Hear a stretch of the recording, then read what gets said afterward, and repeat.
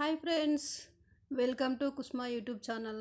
ఈరోజు కాకరకాయ ఫ్రై చేస్తున్నానండి. కాకరకాయ అంటే ఒకటి గుర్తుకొచ్చిందండి.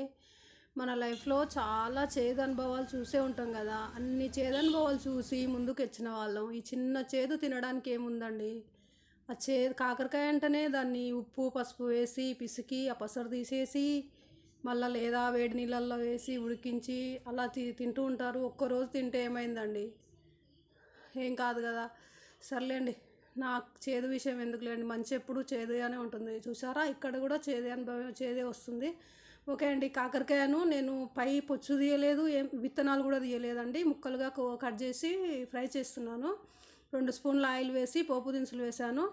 ఇందులో నేను పోపు దినుసుల్లో ఎండుమిర్చిలో ఉండే విత్తనాలు వేసానండి. చాలా బాగుంటుంది, ఒకసారి మీరు కూడా వేసి చూడండి. అది ఆయిల్లో ఫ్రై అయ్యాక మనం తింటుంటే మంచి టేస్ట్ వస్తుంది. అలా ఫ్రై అవుతుంటేనే మనం మిక్సీ జార్లోకి కొంచెం కొబ్బరి పౌడరు, వెల్లుల్లి, కారం, ఉప్పు, 2 స్పూన్ల కారం, 1 స్పూన్ సగం, ఒక 1.5 స్పూన్ కారం తీసుకున్నాను. 1 స్పూన్ ఉప్పు తీసుకొని మిక్సీ చేసి పెట్టాను.